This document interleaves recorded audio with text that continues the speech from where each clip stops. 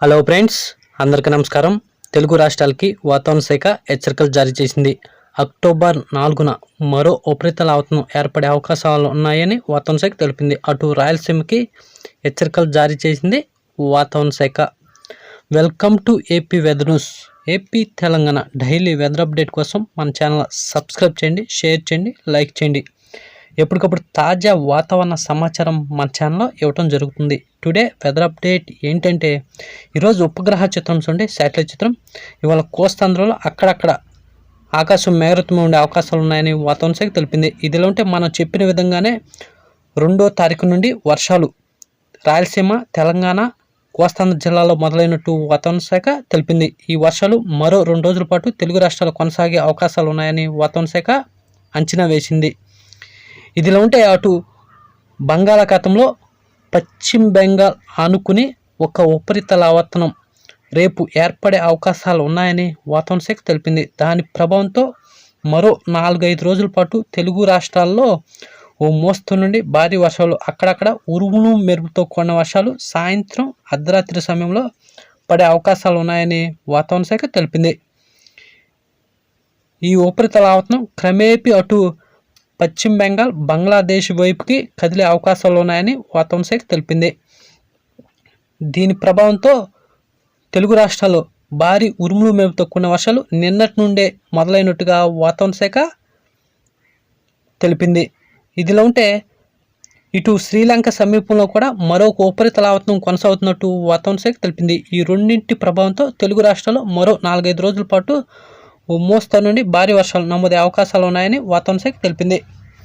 ఇదిలో ఉంటే ఇటు రాయలసీమ జిల్లాలైన కడప, కర్నూలు, నంద్యాల, పులివెందుల, బళ్ళారి, సత్యసాయి జిల్లా, అనంతపురం జిల్లాలో అక్కడక్కడ ఓ మోస్తరు నుండి తేలికపాటి వర్షాలు, ఉరుములు మెరుపుతో కూడిన వర్షాలు అక్కడక్కడ నమోదే అవకాశాలు ఉన్నాయని వాతావరణ శాఖ తెలిపింది.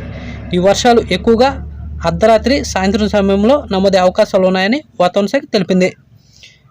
ఇదిలో ఉంటే ఇటు దక్షిణ కోస్తా విషయానికి వస్తే, దక్షిణ కోస్తా జిల్లాలైన అన్నమయ్య, చిత్తూరు, మదనపల్లి, తిరుపతి, నెల్లూరు జిల్లాలో కూడా అక్కడక్కడ ఓ మోస్తరు నుండి భారీ వర్షాలు నమోదే అవకాశాలు ఉన్నాయని వాతావరణ శాఖ తెలిపింది.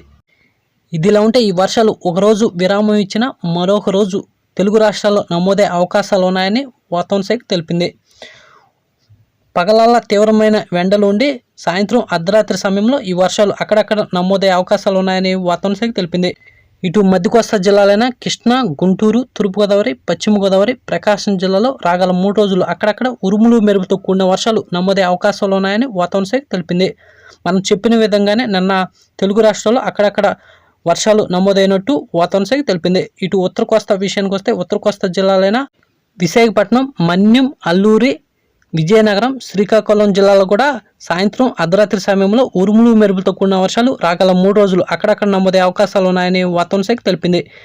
ఈ వర్షాలు పగలల్లా తీవ్రమైన ఉష్ణోగ్రతలు ఉండి సాయంత్రం అర్ధరాత్రి సమయంలో తెలుగు రాష్ట్రాల్లో అక్కడక్కడ ఉరుములు మెరుపుతో కూడిన వర్షాలు నమోదే అవకాశాలు ఉన్నాయని వాతావరణ శాఖ తెలిపింది.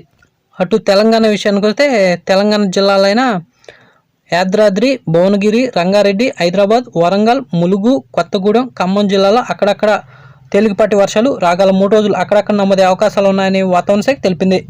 ఇదిలా ఉంటే తెలుగు రాష్ట్రాల్లో ఉష్ణోగ్రత చూస్తే, తెలంగాణలో రాత్రి వేళ మినిమం 20 డిగ్రీల సెల్సియస్ నమోదవగా, ఏపీలో కూడా మినిమం 21 డిగ్రీల సెల్సియస్ నమోదైనట్టు వాతావరణ శాఖ తెలిపింది.